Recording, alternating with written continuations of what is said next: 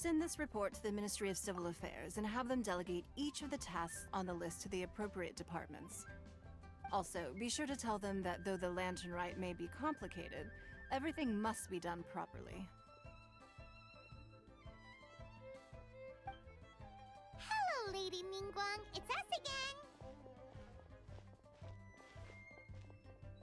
No, of course not. You are my honored guests. And given the looks of you two, I presume that you're here to celebrate the Lantern Rite? That's right. So what's on the agenda for the festival this year?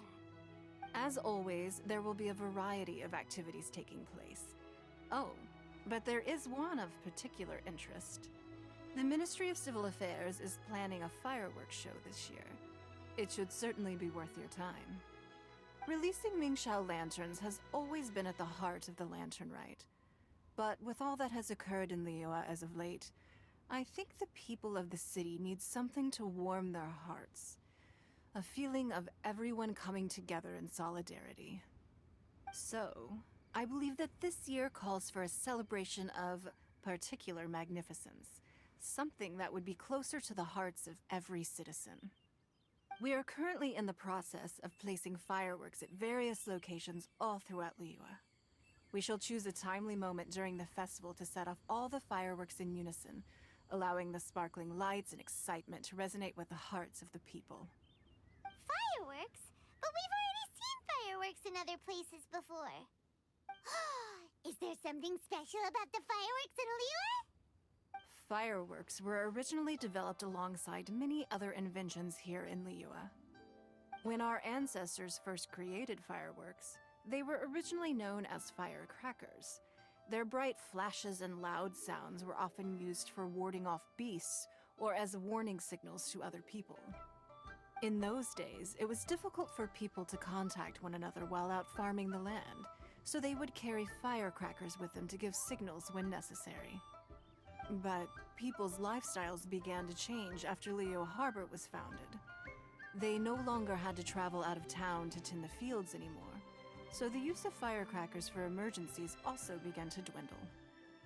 But through our local customs, the pioneering spirit of the firecrackers has been passed down to this very day.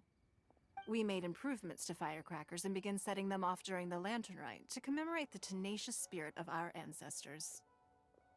Wow. Everything has so much history in Liyue. As I'm sure you already know, everything on this land accumulates history and value as time passes. That is the nature of Liyue. I've left Keqing in charge of the fireworks show. If you're interested, why don't we pay her a visit together?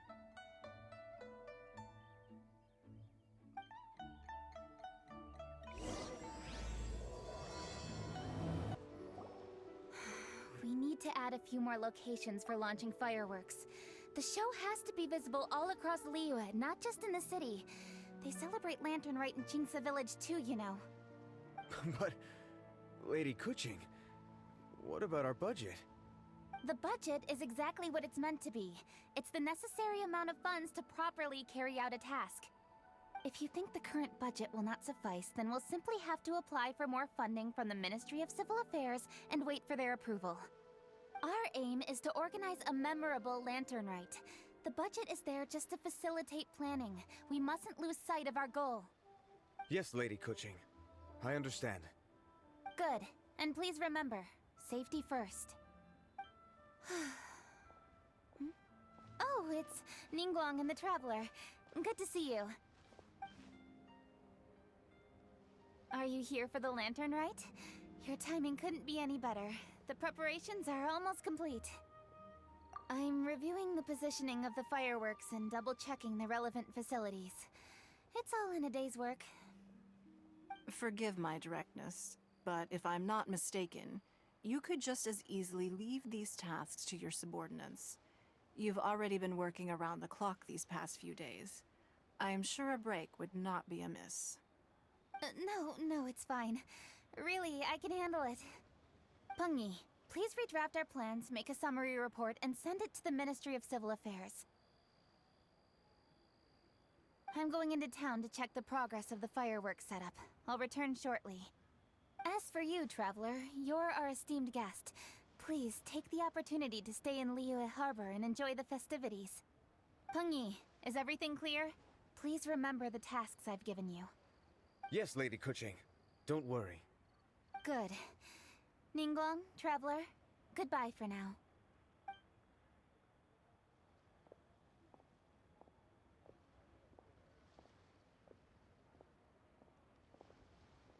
Please, excuse me, Lady Ningguang. And, Traveler. I must get going. Lady Kuching told me a great deal of information, and I have to write up the plans from scratch again, so time is of the essence. Oh, one moment. I almost forgot. Here, Traveler. This is a launch tube. Lady Kuching said you may be interested, so she had me keep one to give to you. Someone with good handicraft skills should be able to use this to design their very own fireworks. You should try it when you have the chance.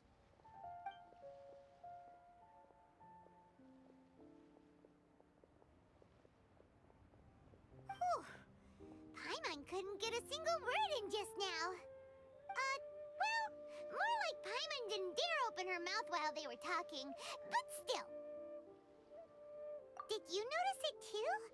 Lady Kuching is a lot more outspoken than she used to be. And she seems a whole lot busier too. Wonder why? Ever since the Adepti left Liyue Harbor in the hands of mortals, we Qixing have taken up the responsibility of leading the people. We have taken charge of many vital tasks in various sectors, and we are responsible for planning and organizing all sorts of affairs. That said, being in charge of everything inevitably takes its toll. It's exhausting at times. Jiangzhou was responsible for planning the Lantern Rite in former years, but her father is getting quite old now, so she transferred to another department this year. In the end, the Lantern Rite planning was left to Kuching and myself. I am the head organizer, while Kuching is responsible for the highly anticipated fireworks show. Such an important event should be entrusted to the most qualified candidate. Kuching is disciplined, yet passionate about her work, so she's naturally the best fit for the job. She's definitely disciplined. No doubt about that. Absolutely. She is strict with both herself and others, to the point that she can even become overly involved at times. She's worked several days without a break now. I'm concerned about the effects it may have in the long run. Finding balance is an essential concept in Liyue culture. I've tried talking to her, but you know how she is. She uses her wit to talk circles around anyone. Traveler, you are quite close to Kuching. Why don't you try talking to her? Maybe she'd listen to someone as experienced as you. Thank you, Traveler. I am glad you are able to help. Kuching can be a tough nut to crack sometimes. I still have other business to attend to at the Jade Chamber. I'll leave Kuching in your capable hands.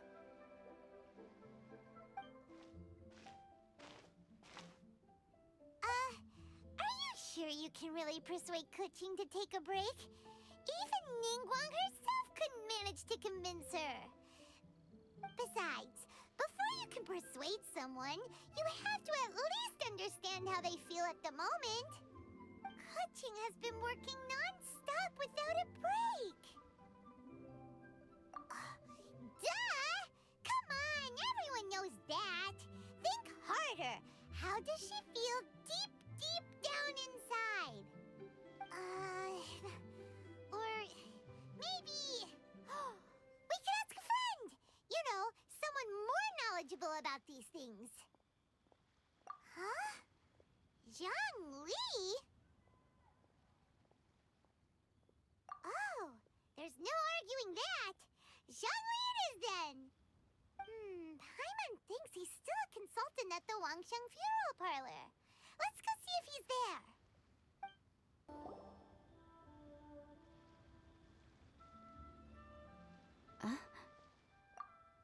Hello. How may I help you? Ah, yes. Well, I'm afraid he is currently out with the director. Out with the director? Oh. The director said that they were going for a walk. If you'd prefer, you could go look for them at Third Round Knockout. I've heard the director often goes there to do, promotion.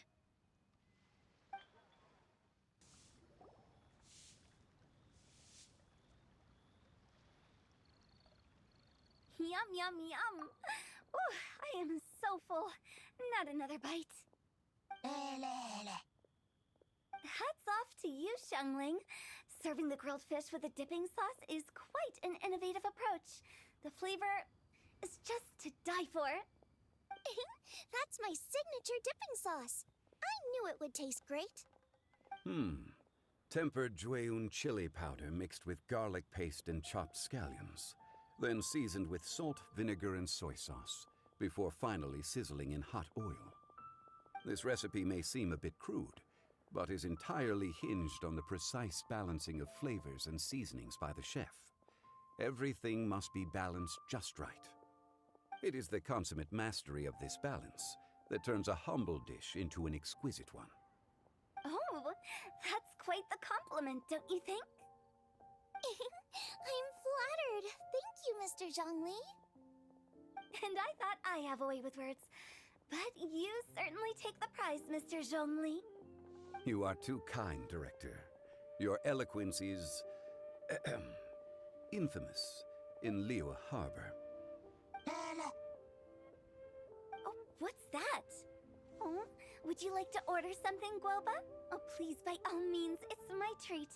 I'll just open a tab under Xiangling. Hey, are you guys talking about tasty food again? Oh, it's the Traveler in Paimon. What brings you to this side of town? Hold on, let me take a wild guess. Yes. Oh, you must be here for the lantern rite. Isn't that pretty obvious? Anybody could have guessed that.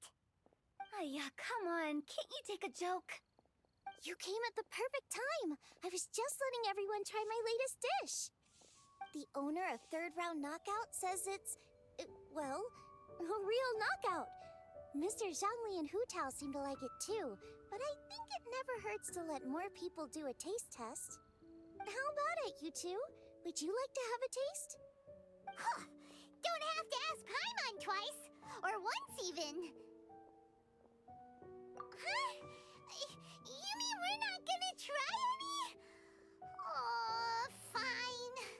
Let's get down to business. We meet again, Traveler. I trust your journey is going well?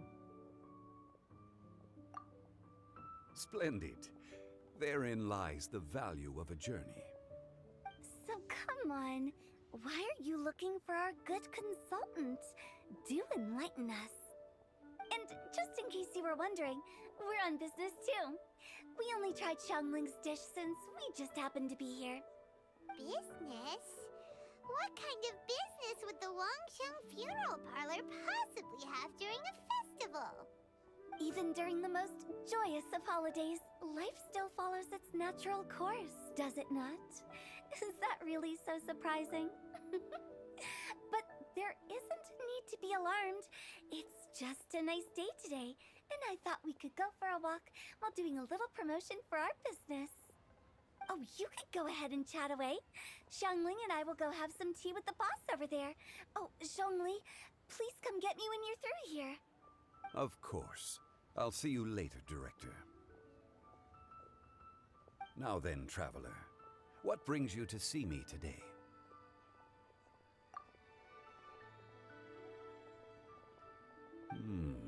Yes. The Yuheng is honest, intelligent, and most diligent. She is capable of shouldering responsibilities that few others could. But everything has a balance, and one's health must certainly weigh in. Yeah, everyone knows you're super knowledgeable. Paimon bets she would listen to someone like you. If I were still the mighty Rex Lapis, I might be able to help her see reason. But alas, I'm now nobody but an ordinary consultant. My words no longer carry the same weight as they once did. Besides, I am by no means close to the Yuheng. Taking the liberty to lecture her may just as easily produce the opposite of the desired effect. Oh, you're right. Then what should we do? We could take a more subtle, indirect approach to the matter, such as telling a story that resonates with her, containing your message conveyed within it. Such a story can be achieved by referencing topics from her daily life. The story could prove even more effective if you weave in something about someone close to her. Paimon doesn't really get it. I knew you'd understand what to do. Well done, Traveler. Go collect some source materials for your story. Of course, I can always provide you with my advice, if needed. Once we have formulated the plot, you can tell the story to the Yuheng. You are on amiable terms with the Yuheng, which makes you the natural candidate. Oh, Paimon gets it! So we need to talk with people who know Keqing, right? So who should we start with? Greetings, everyone. I hope I'm not intruding. Huh? Oh, Lady Keqing! Mr. Zhongli, I didn't expect to see you here. Thank you for all your assistance during the rite of parting. You are most welcome, Yuheng. It was the least I could do. Why? And what's with your strange expression? Oh, I see. My apologies. I appear to have interrupted your conversation with Mr. Zhongli. Keqing, are you here looking for us? Yes, I was going to ask you to introduce me to the Adepti. I thought that it would be fitting to send them some festive gifts. On behalf of the Liyue Qixing. But didn't you meet them when we were fighting to defend Liyue Harbor together? You could just as easily go and find them in Juyun Karst. Yes, but we only met briefly on that single occasion. The Adepti may have already forgotten about me, and I'm concerned it would be imprudent to show up so suddenly. Which is why I thought it would be more appropriate to ask you to introduce me first. So you even have to run around delivering gifts in person? It sure doesn't seem easy to be a Qixing. Thank you, Traveler. Let me go and prepare the gifts.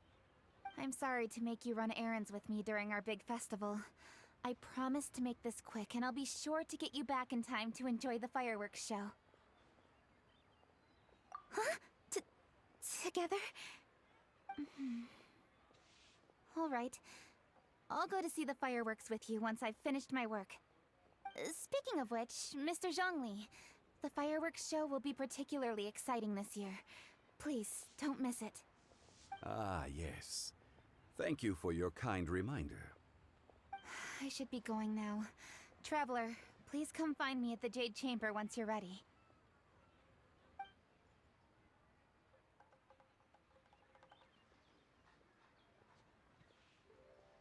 And there she goes.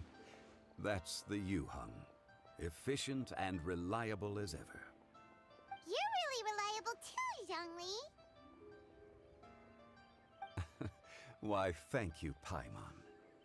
Please, don't forget our earlier conversation. Once you've collected enough story material, we can meet here again and discuss things further.